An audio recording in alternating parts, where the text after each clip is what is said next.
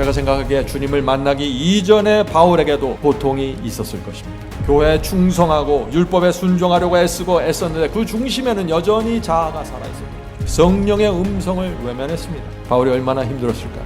빌립보서 3장 6절입니다. 율법으로는 바리새인이요 열심으로는 교회를 핍박하고.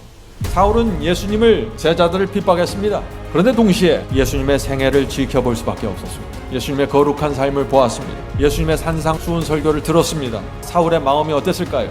갈등이 있는 것입니다.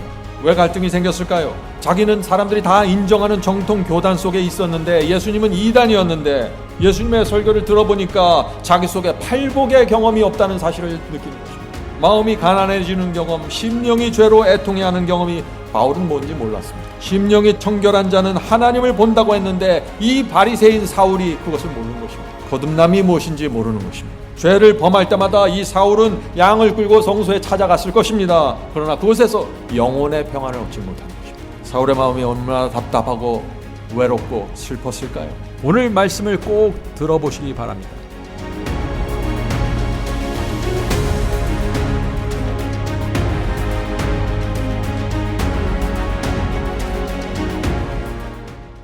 요즘 그 미디어와 뉴스를 보면은 어떻습니까?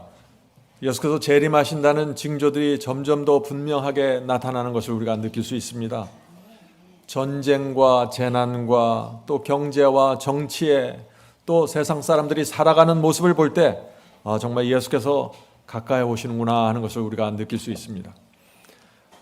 그런데 성도 여러분, 예수께서 이렇게 가까이 오신다는 이 재림의 징조들이 분명하게 나타날 때 우리가 무엇에 집중해야 할까요? 발자국 소리, 예수께서 오시는 그 발자국 소리가 점점 더 분명하게 들려오면 우리가 무엇에 집중해야 할까요? 하는 질문입니다. 내가 슬기로운 처녀인가 확인해야 합니다. 그것이 가장 중요한 것입니다. 열 처녀에 비해서 슬기로운 처녀 아시죠? 성도 여러분, 내 속에 슬기로운 처녀의 경험이 세워지고 있는가? 이것이 최고의 재림 준비입니다. 여러분들 동의하십니까? 예. 자, 한 가지 오늘 말씀을 시작하기 전에 질문을 좀 드리려고 합니다. 제가 설교할 때 제가 왜 이것을 강조하고 제가 왜 그런 표현을 사용하고 있는지 이해하려면은 여러분이 무엇을 살펴야 할까요? 저에 대해서 알아야 되는 것입니다. 제가 어떻게 살아왔고 제가 어떤 죄에 대한 고민, 제가 어떤 의에 대한 고민을 가졌었는지 또 어떻게 제가 주님을 만나게 됐는지 어떻게 굴복하게 됐는지 알아야 합니다. 그것을 알면은 훨씬 더 깊이 들어옵니다. 그것을 알면은 제가 복음을 설명할 때 왜 이런 표현과 이런 말을 하는지 알게 되는 것입니다. 마찬가지입니다. 오늘 우리가 바울의 복음을 살펴볼 텐데 복음을 알려면은 바울을 알아야 되는 것입니다. 바울의 고민과 그가 주님께 용서받은 경험이 무엇인지 그래야만 우리가 로마서와 갈라디아서를 읽을 때 그분이 사용하신 단어와 표현을 이해하고 그분의 마음과 의도를 이해하게 되는 것입니다. 바울의 생애는 정확하게 둘로 나눠집니다. 어떻게 나눠질까요? 다메섹 도상에서 예수님을 만나기 이전의 바울이 있고 그 이후의 바울이 있는 것입니다. 완전히 둘로 나눠집니다. 우리의 생애도 나눠지고 있습니까? 우리의 생애도 그렇게 나눠집니다. 바울처럼 나눠지는 것입니다. 예수님을 만나기 이전, 예수님을 만나서 회개하기 이전과 그 이후로 나눠져야 하는 것입니다. 다시 말해서 우리의 생애 속에 복음의 정확한 경계선이 그어져 있어야 된다는 것입니다. 만일 그것이 없다면 여러분들 오늘 말씀을 들으면서 그 경계선이 내 삶 속에서 어떻게 그어질 수 있는지 살펴봐야 되는 것입니다. 저는 오랫동안 내 삶 속에 복음의 경계선, 바울처럼 주님을 만나기 이전과 이후에 분명한 경계선이 없어서 고민했습니다. 나는 어떻게 하면은 이 바울처럼 경계선을 가질 수 있을까 말이죠. 자, 질문을 드립니다. 예수님을 만나기 이전에 바울은 어떤 사람이었습니까? 여러분들 잘 아시죠? 바리새인이었습니다. 빌립보서 3장 5절부터 7절에 이 말씀이 있습니다. 이스라엘의 족속이요 베냐민의 지파요 히브리인 중에 히브리인이요 율법으로는 바리새인이요 열심으로는 교회를 핍박하고 율법의 의로는 흠이 없는 자로다. 자, 여기 바울의 생애 전체가 담겨져 있는 것입니다. 예수님을 만나기 이전의 바울 모습입니다. 그러나 무엇이든지 내게 유익하다는 것을 내가 그리스도를 위하여 다 해로 여길 뿐더러. 유대인들의 관점에서 볼 때 바울은 율법에 흠이 없다고 했습니다. 적어도 겉으로 보기에는 말이죠. 그런데 그런 바울, 바리새인이었을 때 자기가 좋게 생각하고 명예롭게 생각하고 참 나에게 도움이 된다고 했던 모든 것들을 예수님을 만난 후로 어떻게 생각했다고요? 다 해로 여기게 되었다는 것입니다. 바울은 좋은 가문이었고 큰 특권을 누렸습니다. 율법을 철저하게 지키는 좋은 유대인 성도로 평판을 받았습니다. 그런데 그런 모든 것들이 주님을 만나면서 해가 되었다는 것입니다. 우리도 이런 경험을 해야 된다는 것입니다. 오늘 바울을 살펴보면서 그 경험이 우리 속에 들어오고 있는지를 계속해서 우리가 확인해야 되는 것이죠. 자, 질문 드립니다. 예수님을 만나기 이전에 이 바리새인 바울은 행복했을까요? 불행했을까요? 모든 것을 갖고 있는 것처럼 보였지만 불행했습니다. 바울은 철저하게 의식을 행했고 교회에 충성하고 사람들의 인정을 받았습니다. 율법을 높은 수준에서 행했습니다. 그런데 아무리 노력하고 애써도 무엇이 없었을까요? 영혼의 평안이 없었던 것입니다. 그의 마음속 깊은 곳에 절망이 있었습니다. 저도 처음 그리스도인이 되었을 때 그랬습니다. 절망했습니다. 열심히 교회 다니고 교회에서 하라고 한 모든 것들을 내가 하려고 노력했고 그렇게 했지만은 행복하지 않았어요. 그래서 깊은 혼돈에 빠진 것입니다. 열심히 교회를 다녔는데 저는 죄사함의 경험이 뭔지 몰랐어요. 탕자의 경험, 삭개오의 경험, 막달라 마리아의 경험이 성경에 나오는데 도무지 그 경험은 나와 상관없었습니다. 그래서 마음이 늘 허전했고 정죄받는 느낌을 갖고 살게 된 것입니다. 오늘 많은 그리스도인들이 그렇게 살아가고 있는 것입니다. 그런데 왜 저에게 그런 문제가 생겼을까요? 주님을 믿는다고 고백했습니다. 그런데 주님을 만나지는 못한 것입니다. 무엇보다 저를 힘들게 한 것이 무엇이었을까요? 저는 알았습니다. 제가 마음속 한구석에 은근히 세상을 사랑하고 있다는 사실을 말이죠. 교회에서는 칭찬받았습니다. 교인들이 저를 새롭게 교인이 됐는데 이렇게 열심히 사는구나 참 칭찬을 했어요. 그러나 제 마음 깊은 곳에 세상에 대한 미련이 있다는 사실을 제가 알았습니다. 성령께서 늘 말씀해 주셨어요. 하나님의 인정보다는 교회와 세상의 인정, 사람들의 인정에 목말라 해서 그쪽을 향해서 계속 달려가면서 또 다른 쪽에서는 신앙을 하겠다고 도전한 것입니다. 그래서 제 마음속에서 항상 너는 위선자야 라는 음성을 들으면서 살았던 것 같습니다. 성도 여러분, 그것이 행복할까요? 그것은 고통스러운 삶입니다. 불행했습니다. 제가 생각하기에 주님을 만나기 이전에 바울에게도 그런 고통이 있었을 것입니다. 교회에 충성하고 율법에 순종하려고 애쓰고 애썼는데 그 중심에는 여전히 자아가 살아있었던 것입니다. 성령의 음성을 외면했습니다. 바울이 얼마나 힘들었을까요? 빌립보서 3장 6절입니다. 빌립보서 3장 6절. 율법으로는 바리새인이요 열심으로는 교회를 핍박하고. 사울은 예수님을 제자들을 핍박했습니다. 그런데 동시에 예수님의 생애를 지켜볼 수밖에 없었습니다. 예수님의 거룩한 삶을 보았습니다. 예수님의 산상수훈 설교를 들었습니다. 사울의 마음이 어땠을까요? 갈등이 있는 것입니다.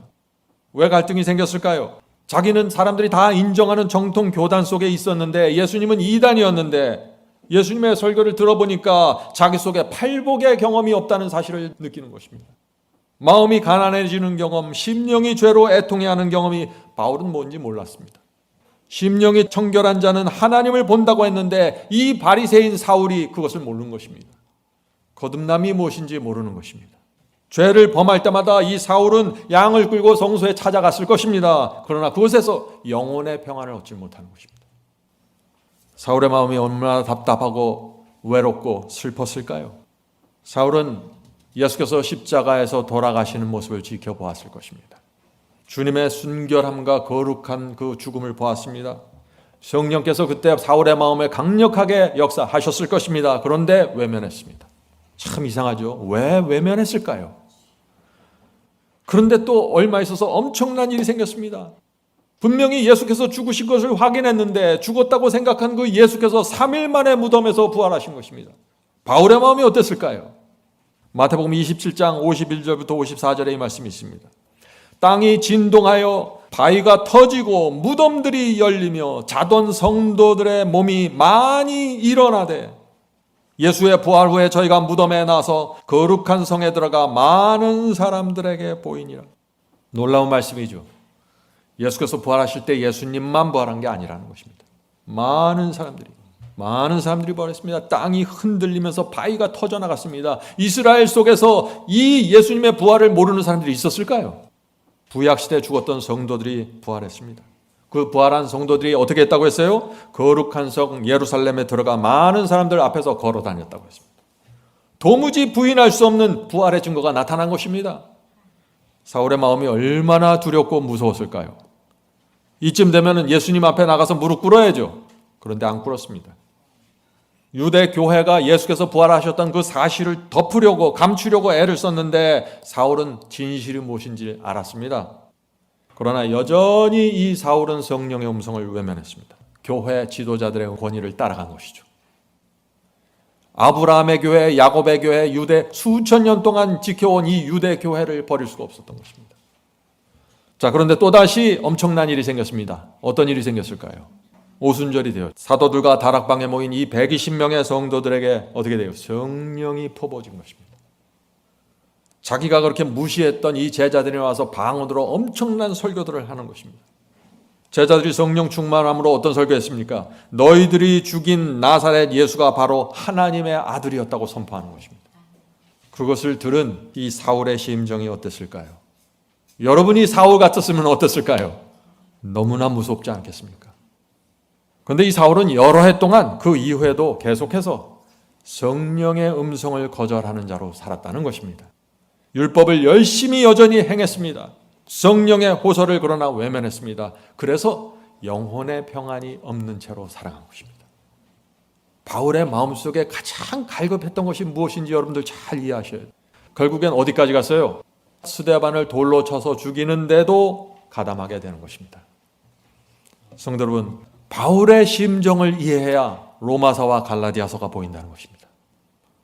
오랫동안 성령과 싸우면서 바울의 영혼은 지칠 대로 지쳤던 것입니다. 그런 상황에서 다메섹으로 가게 됐다는 것입니다. 다메섹에도 왜 갔어요?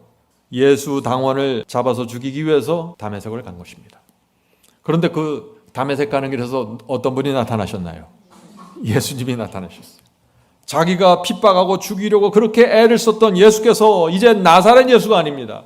이젠 하늘 영광의 광채를 갖고 나타나신 것입니다. 사울의 마음이 어땠을까요? 참 여기서 그런데 놀라운 것은 예수께서 그 두려워서 떨고 있는 사울을 불쌍히 여기셨다는 것입니다. 그를 부르시는 것입니다. 받아주시는 것입니다. 사울이 누굽니까? 하나님의 아들을 죽이려고 따라다닌 사람이에요. 제자들을, 이 초대교회를 없애려고 따라다녔던 사람입니다. 그런데 주님께서 그 엄청난 죄인을 받아주신 것입니다. 사형당할 죄를 범했는데 탕감해 주신 것입니다. 성도 여러분, 이 바울은요, 율법의 행위로 용서받은 것이 아닙니다. 전적으로 하나님의 마음으로 용서받은 것입니다. 하나님의 베푸신 자비로 용서받은 것입니다. 무슨 선을 행해서 죄를 탕감받은 것도 아닙니다. 주께서 거저주시는 은혜의 선물을 받은 것입니다. 여기에서 바울이 무너진 것입니다. 그래서 바울이 로마서 3장 24절 킹제임스 성경에서 이렇게 말하는 것입니다. 그리스도 예수 안에 있는 구속을 통하여 그 은혜로 값없이 의롭게 되었습니다. 사울은 거저주시는 은혜, 값없는 은혜의 선물을 받은 것입니다. 그 엄청난 선물을 받았기 때문에 바울이 할 수 있는 것은 아무것도 없었습니다. 주님 앞에 엎드려서 눈물을 흘리는 거 왜 바울이 뭘 할 수 있겠어요? 그런데 그렇게 주님 앞에 엎드려서 눈물을 흘리면서 거저주시는 은혜를 받았을 때 바울의 마음속에서 생기는 것이 있었다는 것입니다. 성령의 역사로. 그것이 무엇일까요? 감사와 감격과 충성의 심령이 새겨지는 것입니다. 이것이 구원의 경험입니다. 남은 생애를 이제 하나님과 복음을 위해서 바쳐야 한다는 그 생각 외에 다른 생각을 전혀 할 수 없게 되는 것입니다. 성도 여러분, 이것이 죄를 탕감받은 자에게 이루어지는 성령의 역사입니다. 성령의 역사. 죄사함은 거저주시는 은혜의 선물입니다. 근데 그 은혜의 선물을 받는 자 속에는 감사와 충성의 마음이 새겨진다는 것입니다. 인생을 사는 동기와 의도와 목적이 완전히 달라지게 되는 것입니다. 새로운 피조물이 되는 것입니다. 주님 뜻대로 사는 것이 이제는 기쁘고 행복합니다. 더 이상 정죄를 느끼지 않습니다. 이것이 하나님께 의롭다 하심을 받을 때 이루어지는 경험입니다. 우리는 이 경험을 이해하고 이 경험을 갈망해야 되는 것입니다. 성도 여러분, 우리도 사울이 만난 그리스도를 만나야 하는 것입니다. 수없이 우리도 사울처럼 주님을 십자가에 못 박았습니다. 수없이 성령의 호소를 외면하면서 살아왔습니다. 우리가 그렇게 살아온 것입니다. 우리가 수없이 하나님을 밀어내고 사탄의 손을 잡았습니다. 뻔뻔스러운 얼굴을 갖고 주 앞에 나간 적이 수십 번입니다. 수없이 그런 일을 행했습니다. 그런데 주님께서 우리를 불쌍히 여겨주시고 우리를 받아주시고 나에게 오라고 초청하시는 것입니다. 우리가 어떻게 해야 될까요? 사울에게 나타났던 반응이 우리 속에서 나타나야 정상이라는 것입니다. 회개해야 합니다. 주님께 생애를 바쳐야 합니다.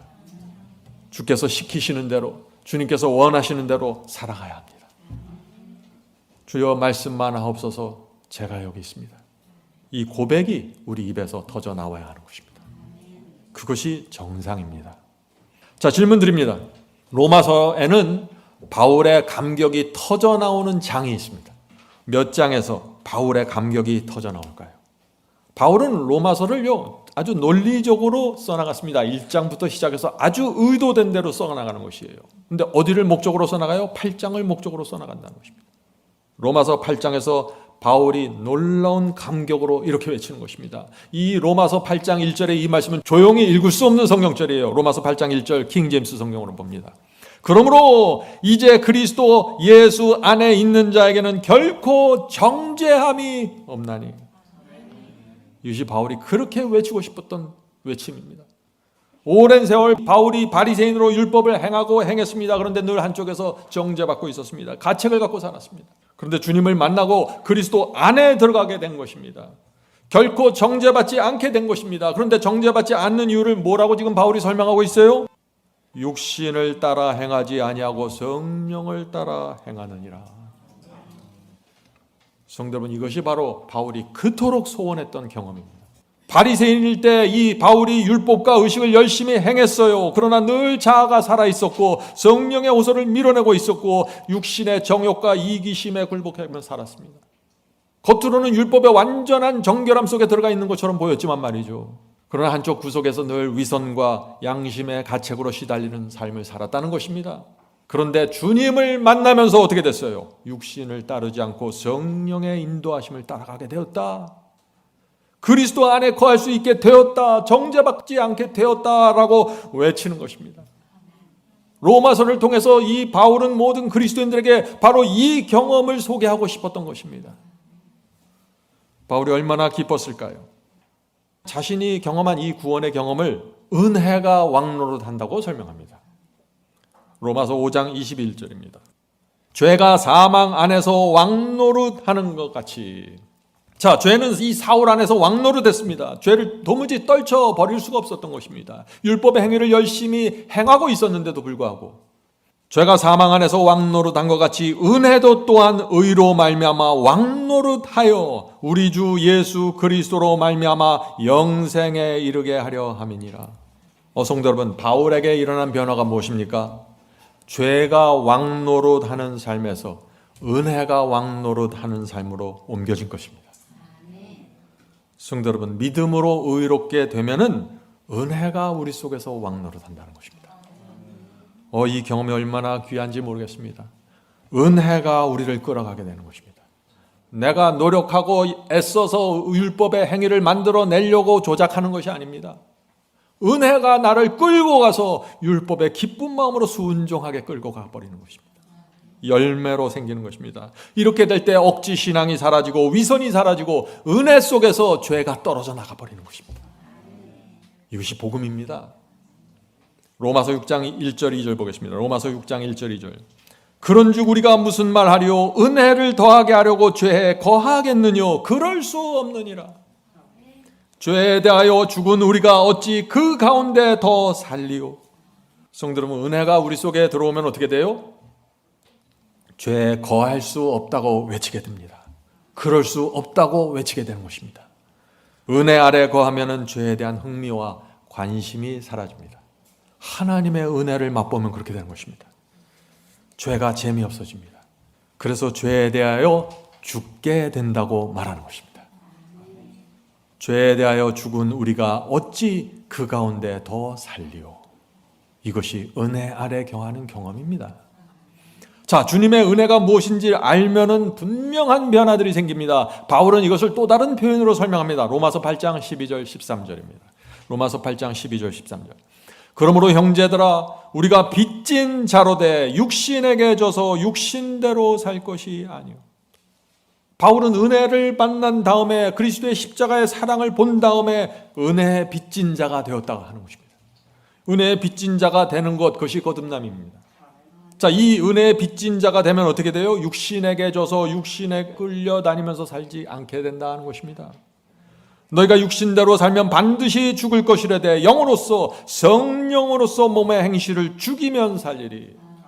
내 의지로 내 노력으로 육신을 죽이는 게 아니라 성령의 역사에 내 속에서 일어나서 성령에 끌려가게 된다는 것입니다. 아무나 이 경험하는 게 아니에요. 은혜 아래 들어간 자들입니다. 빚진 자의 심령을 가진 자들이에요. 성도 여러분, 은혜의 종이 되고 빚진 자의 심령을 받으면 어떻게 돼요? 육신에 끌려다니지 않는다. 이건 기적이에요. 이건 인간의 노력으로 되는 게 아니에요. 내 속에서 놀라운 하늘의 기적이 일어나야 되는 것이죠. 십자가의 은혜가 우리를 쳐서 무너뜨리면 그때 은혜의 종이 되는 것입니다. 은혜에 끌려다니게 되는 것이죠. 오늘 많은 사람들이 이것을 이해하지 못하는 것입니다. 저도 이것을 이해하지 못했는데 어떻게 돼요? 율법에는 하나님의 말씀에 순종해야 되니까 억지로 자꾸 내 노력으로 애써서 무엇을 만들어내려고 했던 것입니다. 그러다가 좌절하고. 은혜의 종이 되면은요 달라집니다.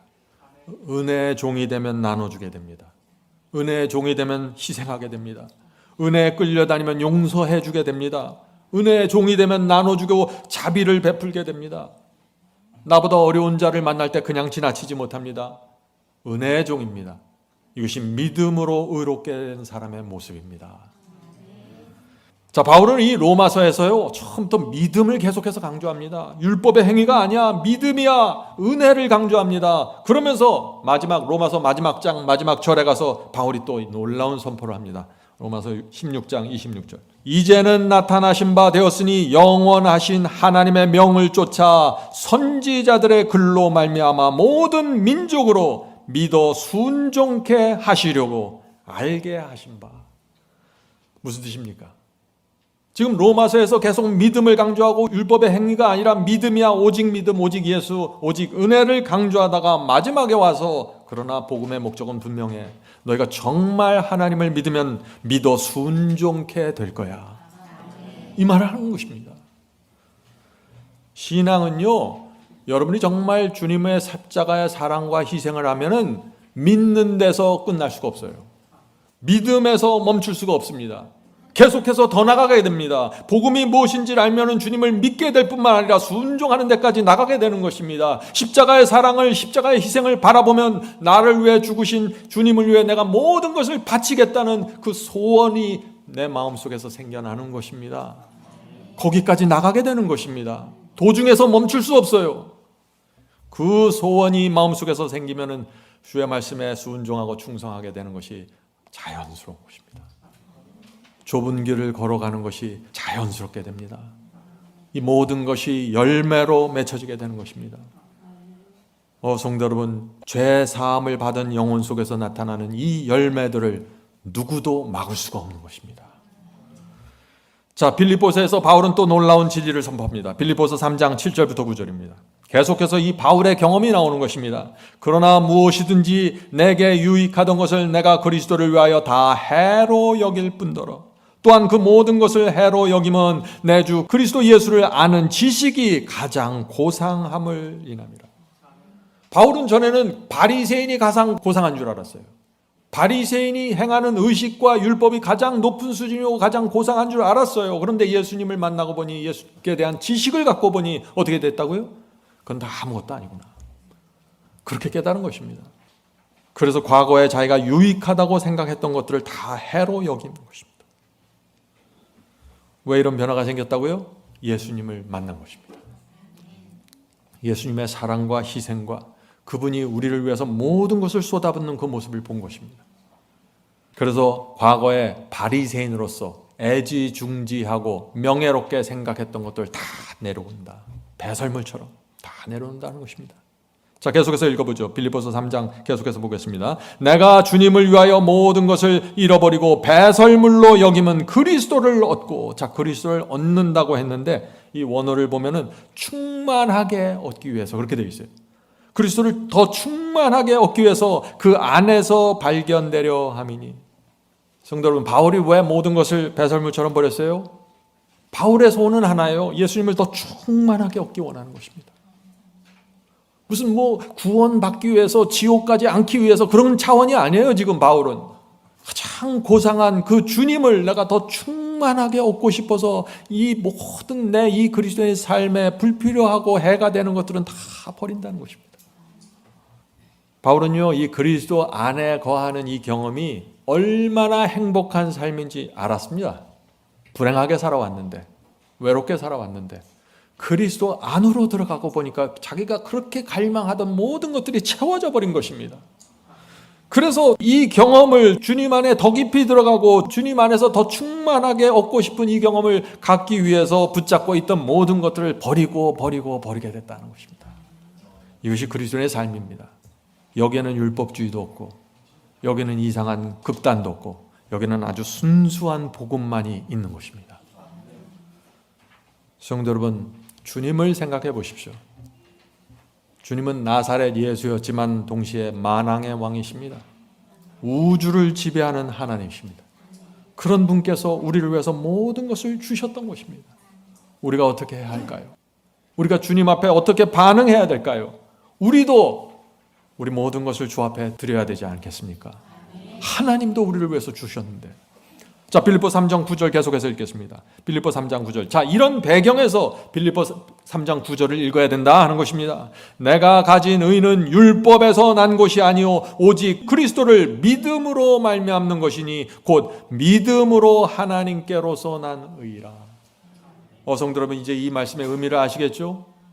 주님을 믿고 의롭게 되었으면은 이제 우리가 의롭게 되었으니까 말씀과 계명에 순종할 필요 없다. 믿음으로만 되는 것이다. 이 바울이 이런 얘기를 하는 게 아니라는 것이에요. 우리가 이걸 어떻게 알 수 있어요? 바울의 생애와 그분의 경험을 보면은 이걸 그렇게 해석할 수 없다는 것이죠.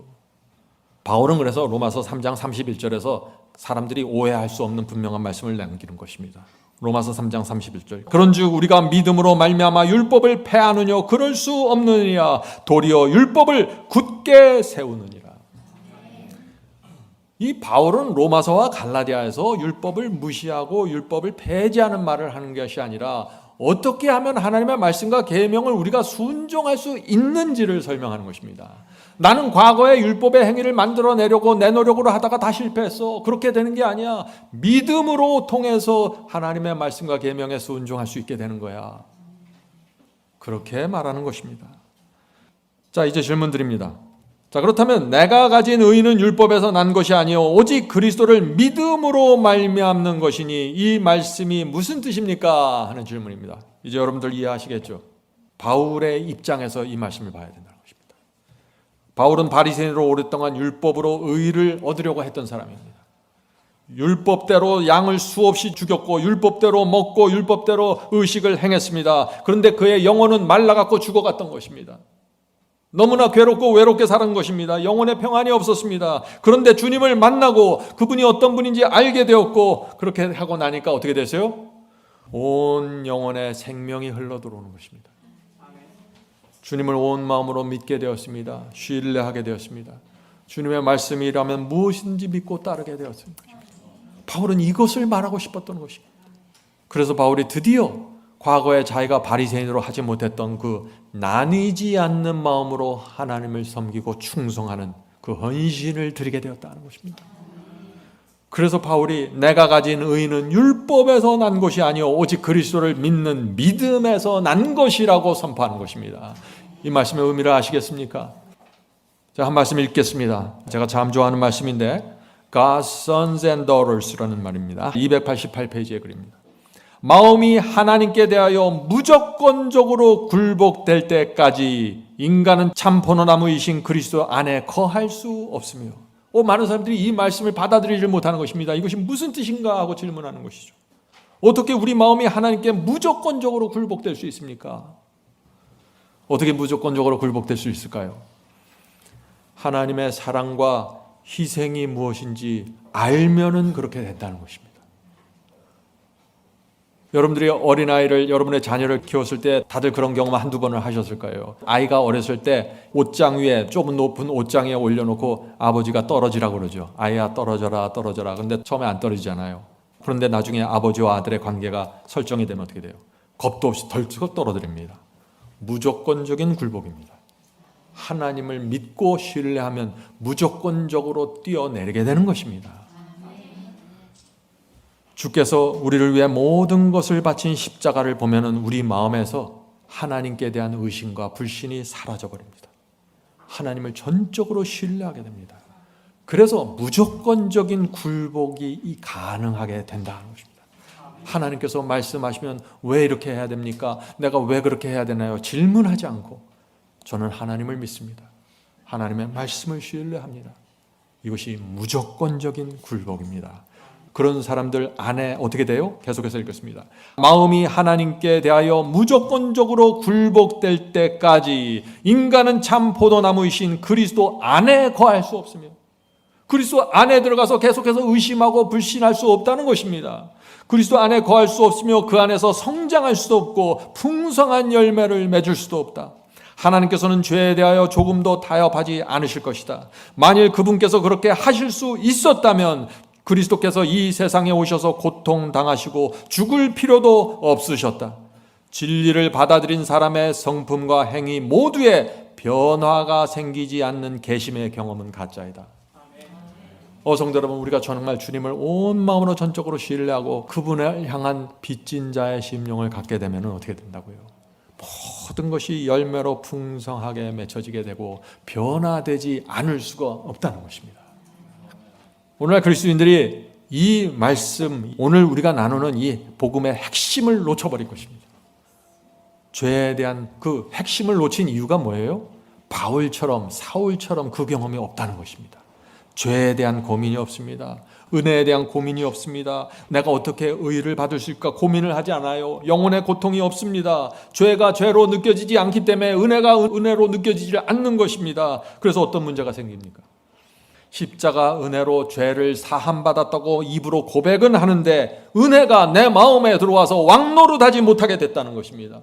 빚진 자의 심령으로 들어가지 못하는 것입니다. 처음부터 문제가 생긴 것입니다.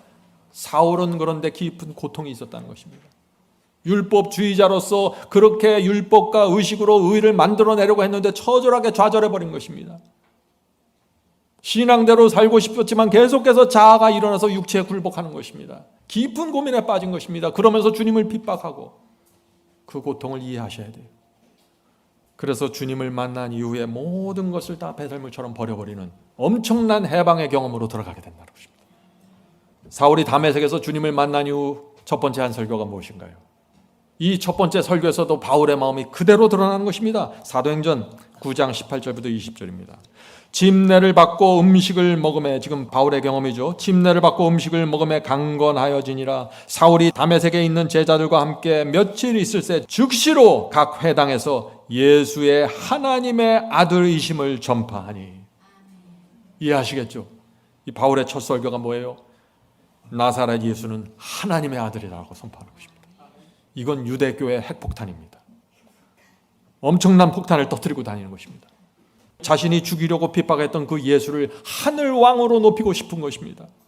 죽을 때까지 하늘 왕을 높이면서 살아도 이 은혜를 갚을 수 없다고 생각하는 것입니다. 자기는 엄청난 죄를 범했기 때문에 말이죠. 그래서 오직 그리스도 안에서를 소리 높이 외치면서 살아간 것입니다.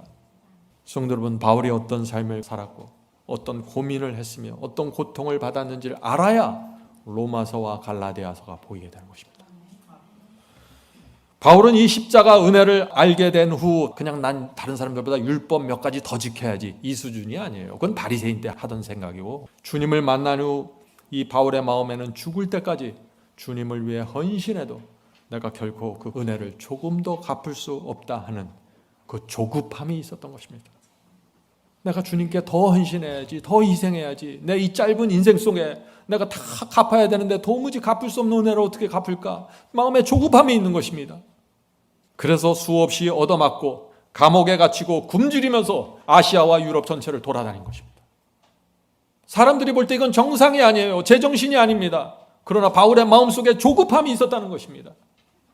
우리가 그것을 알아야 바울의 생애가 보이는 것입니다. 성도는 오늘 왜 제가 바울의 얘기를 합니까? 우리 마음속에도 이런 조급함이 있어야 된다는 것입니다. 이런 간절한 말이죠. 내 삶 속에 어떻게든지 은혜를 조금이라도 갚고 이 세상을 떠나야 될 텐데, 예수께서 오시기 전에 어떻게 해서든지 내가 조금이라도 하나님의 은혜를 갚아야 될 텐데, 이것이 신앙의 원동력이에요. 자, 질문 드립니다. 하나님께서 한 사람을 준비시켜서, 바울 한 사람을 준비시켜서 복음을 전하게 하실 때 어떤 일이 생길까요? 우리가 알죠? 우리가 바울과 같은 경험을 할 때 어떤 일이 생깁니까? 마지막 때 14만 4천이 준비돼서 늦은 비 성령을 받으면 어떤 일이 생길까요? 바울과 같은 그런 생애들이 지구 전체에서 나타날 수 있다는 것입니다. 바울은요, 아시아와 유럽을 복음으로 불태웠습니다. 아주 멋있게 우리가 그 말을 하죠. 그런데 바울은요, 교회 건물 한 채 지은 적도 없어요. 한 장소에 오래 머문 적도 없습니다. 에베소에서 3년, 고린도에서 1년 반, 빌립보에서는 하루 저녁 머물렀습니다. 그런데 엄청난 결과들이 생기는 것입니다. 저 그림을 보세요. 데살로니가에서도 며칠 머물지 않았습니다. 로마에서는 감옥에 있었어요. 그런데 그 속에서도 또 복음이 전파됩니다. 그러나 그가 설교하고 복음을 전할 때마다 영혼들이 주 앞에 계속해서 나오는 것입니다. 짧게 머물고 가는데 말이죠, 엄청난 말씀과 성령의 능력이 이루어지는 것입니다. 바울은 예루살렘부터 유럽까지 수백 킬로를 걸어서 다녔습니다. 마차나 버스를 타고 다닌 게 아니죠. 그 당시에 여객선도 없었습니다. 바울이 탔던 배는 화물선이든지 노예선이겠죠. 바울이 무슨 여기 와주십시오, 로마에 와주십시오, 뭐 빌립보에 와주세요, 초청장 받고 간 거 아니에요. 우리 교회 와서 며칠 동안 설교해 주세요, 그렇게 해서 간 것이 아닙니다. 아무도 오라는 사람이 없었어요. 그런데 복음을 들고 간 것입니다. 이것이 어떻게 가능하냐는 거예요. 이것이 어떻게 가능하냐. 하나님의 은혜 아래 정말 굴복하고 빚진 자의 심령을 갖지 않으면 이건 불가능하다는 것입니다. 아무도 오라는 곳이 없었지만은 바울이 가는 곳마다 하나님의 왕국이 세워졌습니다. 계속해서. 이것이 초대교회가 세워진 과정입니다. 하나님께서 주신 그 별 하나 붙잡고 하나님의 나라를 세우면서 가는 것입니다. 어떤 학자는 이렇게 말했습니다. 독사에게 물린 사람의 몸에 독이 퍼지는 것처럼 로마 제국 속으로 바울의 복음이 그렇게 퍼져나갔다. 독사에게 물리면 어떻게 돼요? 치명적인 독이 그냥 퍼져나가면서 사람이 마비되고 색깔이 변하면서 죽어가잖아요. 로마 황제는 지금 유럽 전체가 자기의 제국이라고 착각했어요. 그런데 바울의 복음에 물린 것입니다. 이 로마가. 바울의 복음이 치명적인 독이 되어 퍼져나가는 것입니다. 그래서 이 사탄에게 붙잡혀 있던 사람들이 풀려나면서 가는 곳마다 이 지하교회들이 생기는 것입니다. 하나님의 왕국의 깃발이 수십 가지 지금 꽂혀지는 것입니다. 가는 곳마다 퍼져나가는 것입니다. 성도 여러분, 마지막 환란이 일어날 때 복음이 그렇게 전파된다는 것입니다. 바울과 같은 정신과 신앙을 가진 사람들이 퍼져나가는 것입니다. 자, 질문을 드립니다. 바울은 무엇을 가지고 있었길래 복음을 능력 있게 그렇게 전파할 수 있었을까요? 저는 세 가지를 말씀드리고 싶습니다. 세 가지입니다. 첫째는 승리의 복음입니다. 바울의 복음을 받은 영혼들은 죄와 세상을 버리고 충성의 길을 걸어갔습니다. 바울의 복음을 받아들이려면요, 로마 황제의 핍박을 내가 견디겠다고 작정해야 돼요. 바울의 복음을 받아들이는 순간 나는 남은 생애 동안 가난과 희생 속에서 살아가겠다는 작정을 해야 되는 것입니다. 그래서 초대교회가 놀라운 능력 가운데 세워지게 되는 것입니다. 많은 사람들이 물론 떨어져 나갔습니다. 그러나 그 안에 바울의 복음을 깊이 받아들인 사람들이 초대교회 지도자로 세워졌던 것입니다. 자, 둘째, 기도입니다. 바울은 감옥에서도 길을 가면서도 늘 기도했습니다. 기도는 바울을 유지시키는 능력이었습니다. 우리도 기도해야 됩니다. 여러분들 자동차를 타고 다닐 때, 지하철을 타고 다닐 때 기도하십시오. 하늘과 접촉해야 되는 것입니다. 그래야 살아있을 수 있는 것이죠. 셋째, 확신입니다. 내가 믿는 분에 대한 확신입니다. 내가 믿는 분이 누굽니까? 만왕의 왕, 우주를 지배하는 하나님이십니다. 하나님에 대한 확신으로 우리가 채워져 있어야 됩니다. 바울은 그 확신이 있었어요. 그래서 다른 사람들이 나를 무시하건 매질을 하건 감옥 속에 넣었던 그 확신 하나 갖고 계속해서 전진하는 것입니다. 성도 여러분, 세 가지가 필요합니다. 승리의 복음, 기도, 확신. 이 세 가지로 바울이 로마 제국을 무너뜨리고 기독교를 세운 것입니다. 우리도 이 세 가지를 갖고 마지막 때 바벨론을 무너뜨린 것입니다. 바울이 로마 제국을 무너뜨린 것처럼 우리는 바벨론을 무너뜨리는 것입니다. 바벨론이 무너지면서 여러분들이 나온 것입니다. 여러분들이 똑같은 방식으로 무너뜨리는 것입니다. 교리가 아닙니다. 복음과 기도와 하나님께 대한 확신입니다. 그런데 이것이 전파되려면 긍휼의 정신으로 전파되어야 됩니다. 자비로 전파되어야 됩니다. 계속해서 도와주고 선을 베풀어야 됩니다. 그것을 통해서 이 말씀이 전파되는 것입니다. 자, 이제 감옥에서 이제 죽음을 기다리는 바울의 마지막 장면으로 가겠습니다. 디모데후서 4장 6절부터 9절입니다. 관제와 같이 벌써 내가 부음이 되고 나의 떠날 기약이 가까웠도다. 바울은 이제 죽음의 날이 가까우는 것을 느끼고 있습니다. 내가 선한 싸움을 싸우고 나의 달려갈 길을 마치고 믿음을 지켰으니 이제 후로는 나를 위하여 의의 면류관이 예비되었으므로 주 곧 의로우신 재판장이 그날에 내게 주신 것이니 내게만이 아니라 주의 나타나심을 사모하는 모든 자에게니라. 바울에게만 의의 면류관이 예비되는 것이 아닙니다. 바울의 복음을 받아들이고 바울의 신앙과 정신으로 살아가는 모든 사람들에게 예비되어 있다는 것이죠. 근데 바울의 이 모습을 보면은요, 위대하게 보이죠. 그죠? 복음을 위해 싸우다가 장렬하게 전사하는 장군의 모습을 우리가 여기서 볼 수 있습니다. 그런데 이 다음에 이어지는 말씀을 읽어보면 바울이 참 초라하게 죽어갑니다. 또. 자, 계속해서 보죠. 10절입니다. 너는, 디모데에게 지금 말하는 것입니다. 너는 어서 속히 내게로 오라. 대만은 이 세상을 사랑하여 나를 버리고 데살로니가로 갔고. 지금 바울이 옥에 갇혀서 지금 죽음을 앞두고 있는데 그렇게 아끼고 함께 동역하던 데마가 바울을 등지고 세상을 사랑해서 떠났다는 것입니다.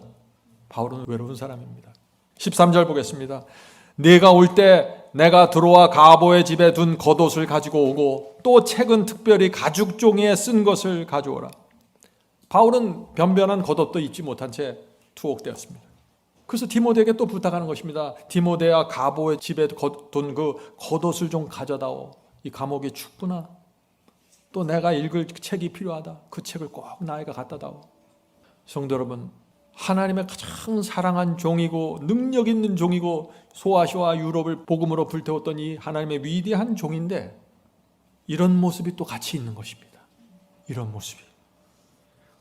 인간의 눈으로 볼 때 바울은 전혀 성공한 사람이 아니에요. 추운 감방에서 외롭게 죽음을 기다리는 죄수였습니다. 14절 16절 보겠습니다. 이어지는 14절 16절. 구리장색 알렉산더가 나에게 해를 많이 보였으며, 지금 디모데에게 편지를 쓰면서 자신의 가슴을 토로하는 것입니다. 알렉산더가 나에게 많은 해를 끼쳤다. 주께서 행한 대로 저에게 갚으시리니. 알렉산더가 나를 배신했어. 그러나 주께서 갚아주실 거야. 저를 주의하라. 저가 우리 말을 심히 대적하였느니라. 내가 처음 변명할 때, 자, 처음 변명이 뭐예요? 로마 법정에서 처음 자신을 변호할 때 그 말입니다. 처음 로마 법정에서 변호할 때 나와 함께 한 자가 하나도 없고, 지금 웬만한 정치인들이 법정에 서면 지지자들이 몰려가서 막 응원해 주잖아요. 바울은 하나도 없었어요. 법정에서 홀로 변호하는데 아무도 근처에 가까이 오지 않는 것입니다. 나와 함께 한 자가 하나도 없고 다 나를 버렸으나 저희에게 허물을 돌리지 않기를 원하니라. 바울의 모습이 보이십니까? 너무나 외롭고 쓸쓸한 모습이죠. 아무도 도와주지 않았고 홀로 법정에 섰다고 했습니다. 우리는 사람들이 난 바울을 존경합니다. 그 복음의 장군으로 위대하게 돌아가셨습니다. 그 당시엔 전혀 그게 아니라는 것입니다. 아무도 그의 가치를 알아보지 못했습니다. 수십 년 동안 했던 바울의 그 희생적인 사역이 허사로 돌아가는 것처럼 보였던 것입니다. 바울의 마음에 시험이 있었을까요? 성도 여러분, 오늘 많은 사람들이 나는 바울 같은 사람이 되고 싶습니다 라고 고백을 하죠. 그런데 바울이 어떤 삶을 산지를 알고 어떤 길을 간지를 알면은요, 사람들이 다 도망칠 거예요. 나는 바울처럼, 절대 바울처럼 되고 싶지 않습니다라고 말할 거예요. 바울의 삶을 보면 말이죠. 그러나 하나님께서 이 바울의 가슴에 뭘 줬어요? 부활의 권능을 주신 것입니다. 바울의 가슴에 하나님께서 나를 인정해 주신다는 확신을 새겨주셨습니다.